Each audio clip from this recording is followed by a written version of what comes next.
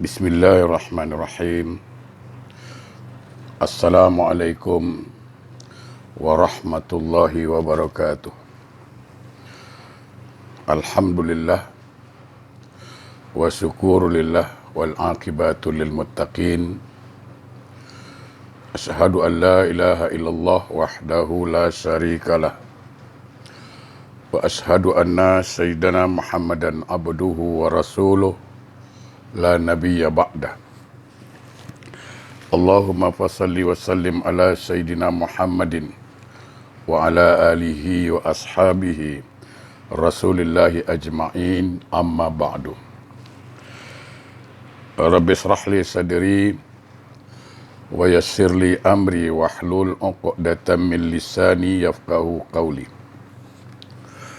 Subhanaka la ilma lana illa ma 'allamtana innaka antal alimul hakim.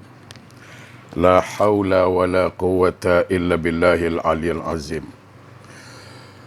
Ilahi anta rabbi wa ridhakal matlubi. Saudaraku jamaah yang dimuliakan Allah, kita bertemu kembali dalam majlis ilmu ini. Tentu dalam mengawali majlis ilmu ini, senantiasa kita bersyukur pada Allah Subhanahu wa taala atas segala nikmat yang Allah berikan.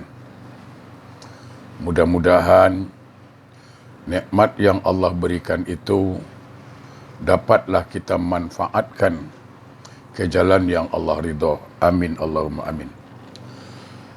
Salawat dan salam tentu tidak lupa, mari sama-sama kita sanjungkan keharibaan junjungan alam Rasulullah sallallahu alaihi wasallam dengan membaca Allahumma salli ala sayyidina Muhammad wa ala ali sayyidina Muhammad.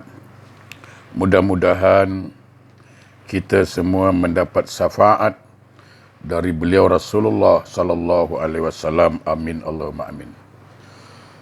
Saudaraku jemaah yang berbahagia, sebelum kita membuka halaman 40 dari kitab Terapi Hati ini, mari kita sama-sama bermohon pada Allah agar musibah COVID-19 yang sedang melanda sekarang ini segera berakhir di negeri kita, sehingga majlis ilmu, masjid akan berfungsi seperti mana biasanya, insya-Allah. Baiklah jemaah yang berbahagia, kitabnya Terapi Penyakit Hati, kita buka halaman 40.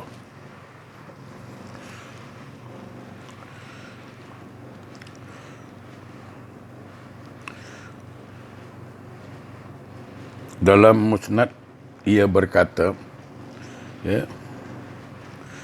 ketika kami bersama Rasulullah sallallahu alaihi wasallam saat melihat, jadi ketika melihat sekelompok manusia, lalu Nabi bertanya, mengapa mereka berkumpul? Jadi Nabi bertanya kepada sahabat, kenapa mereka berkumpul? Lalu sahabat menjawab, mereka iaitu menggali kuburan. Setelah Rasulullah SAW mendengar, datang rasa takut dan segera pergi kepada sahabat-sahabatnya. Lalu mereka berangkat sama-sama menuju kuburan itu.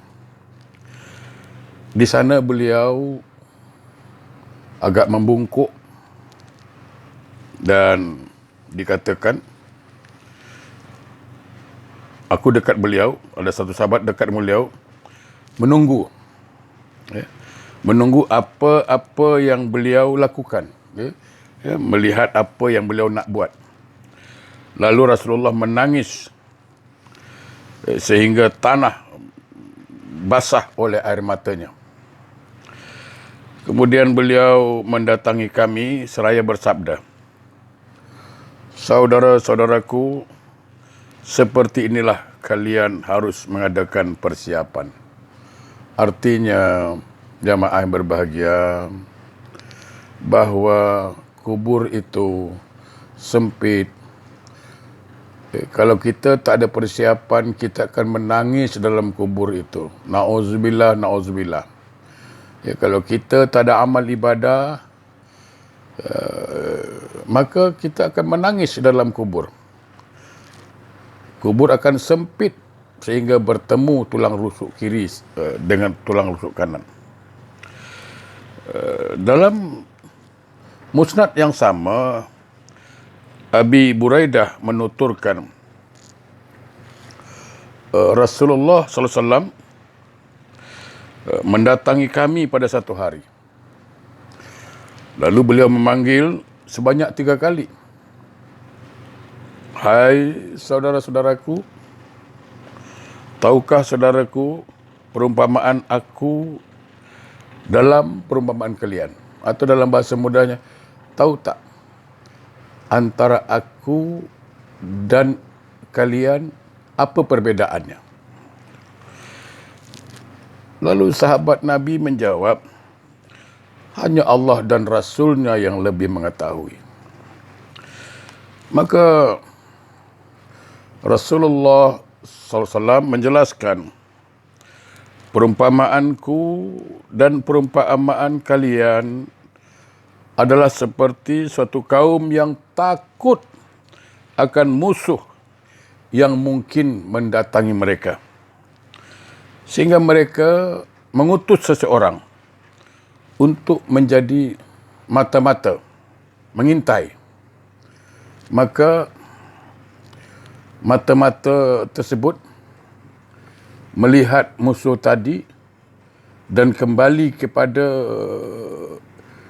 yang mengutusnya untuk memberi peringatan kepada kaumnya.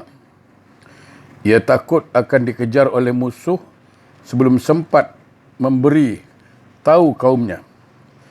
Ia menjatuhkan pakaian seraya berseru, wahai saudara-saudaraku, kalian didatangi.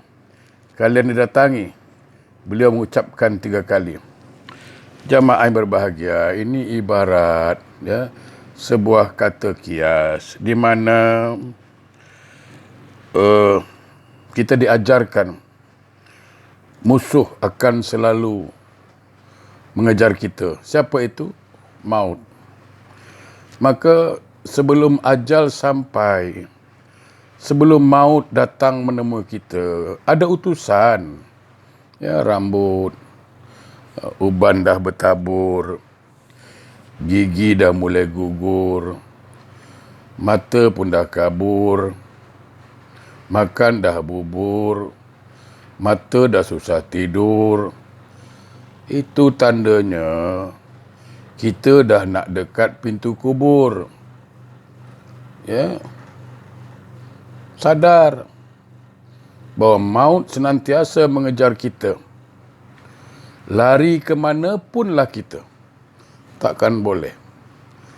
Kullu nafsin za'iqatul maut, setiap yang bernyawa pasti mati. Jadi jamaah yang berbahagia, sebenarnya kita ini sedang mengejar ajal, sedang mengejar maut. Semakin banyak hari kita lewati, sebenarnya semakin dekat kita kepada maut. Semakin banyak kaki melangkah, semakin dekat kita kepada kuburan. Oleh kerana itu, inilah salah satu terapi hati, iaitu perbanyak ingat mati, perbanyak ingat kubur. Dalam Sahih Muslim, dari hadis riwayat Jabir, ia menuturkan bahawa Rasulullah SAW bersabda, semua yang memabukkan adalah haram. Kullu maskirin kasiruhu faqaliluhu haram. Setiap yang memabukkan, sikit atau banyaknya adalah haram. Sesungguhnya Allah telah berjanji bahawa barang siapa meminum minuman yang memabukkan akan diberi minuman dari tinah al-khabail, al-khaba'il. Ya. Jadi siapa yang meminum minuman yang memabukkan, maka nanti akan diberi minuman dari tinah al-khabal. Apakah tinah al-khabal itu? Sahabat bertanya. Maka Nabi menjawab, iaitu keringat penghuni neraka atau saripati penduduk api neraka. Hadis riwayat Muslim. Na'udzubillah, subhana'udzubillah. Ya Allah, hindarkan kami ya Allah dari azab neraka. Dalam musnad yang sama, dari hadis riwayat Abu Dzar, Rasulullah SAW bersabda, sesungguhnya aku melihat apa-apa yang kalian tak lihat. Aku mendengar apa-apa yang kalian tidak dengar. Bahawa langit telah merintih, tidak ada padanya tempat untuk 4 jari, kecuali di situ ada seorang malaikat yang bersujud. Jika kalian mengetahui apa yang aku ketahui, tentu kalian tidak lagi banyak tertawa. Sebaliknya akan banyak menangis. Kalian tidak lagi menghiraukan kelezatan dengan isteri-isteri kalian di tempat tidur. Sebaliknya kalian ingin keluar untuk berteriak, berdoa khusyuk kepada Allah. Hadis riwayat Ahmad. Saudaraku yang berbahagia, ini sebuah peringatan dari Rasulullah sallallahu alaihi wasallam. Ya, Nabi mengingatkan, seandainya engkau tahulah apa yang aku lihat. Ya, sebab engkau tak boleh lihat, tapi aku boleh lihat. Seandainya engkau tahulah apa yang aku dengar, maka engkau takkan banyak tertawa. Kenapa? Karena azabnya kubur jemaah yang berbahagia. Karena azabnya neraka jemaah yang berbahagia. Ya, saya minta maaf, seandainya lah kita mengetahui betapa azabnya kubur, kita mungkin tak pernah senyum jadi orang, tak pernah ketawa jadi orang. Kenapa? Kerana sangat-sangat mengerikan. Oleh karena itu, jamaah yang berbahagia, kita mohon pada Allah agar Allah selamatkan kita dari azab kubur, lebih lagi azab neraka. Ya. Syaitan atau iblis, dia suka kita masuk neraka. Ya. Abu Dzar berkata, demi Allah, aku sungguh ingin menjadi sebatang pohon yang dipotong-potong dengan parang. Maksudnya apa? Pohon itu tidak diminta pertanggungjawaban di akhirat. Rumput yang hidup tidak diminta pertanggungjawaban di akhirat. Hewan, binatang-binatang tidak diminta pertanggungjawaban di akhirat. Tapi kita manusia jamaah yang berbahagia diminta pertanggungjawaban di akhirat. Dalam sebuah hadis dikatakan, la tazulu 'abdun yaumal qiyamah hatta yas'ala arba'. Tidak melangkah kaki seorang hamba nanti di akhirat kecuali ditanya 4. Umur yang Allah kasih pada kita, ke mana kita habiskan? Kita kena tanggungjawab. Ke mana manfaat umur yang Allah berikan pada kita? Badanmu,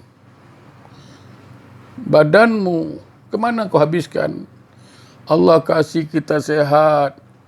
Apakah dengan kesehatan yang Allah kasih itu membuat kita taat pada Allah, atau sebaliknya bermaksiat pada Allah?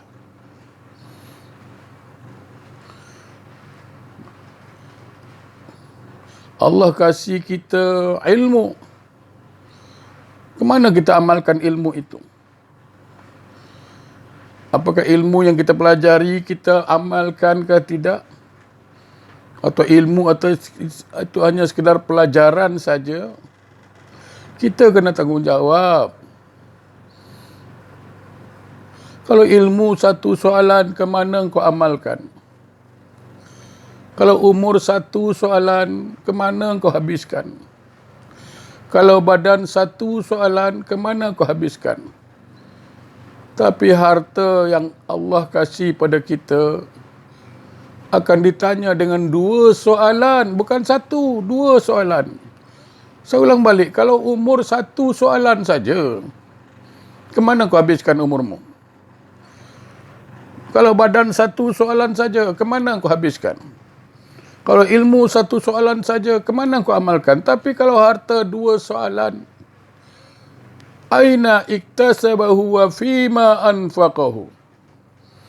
Harta yang aku dah bagi pada engkau, kata Allah, ke manalah engkau belanjakan? Dari mana engkau dapat? Ya, aina iktasabahu wa fima anfaqahu. Itu harta yang engkau dapat. Dari mana engkau dapat? Cara halal ke cara haram? Dan ke mana kau belanjakan? Itu kita kena bertanggungjawab di akhirat nanti. Ya. Yang selalu kita baca ayatnya.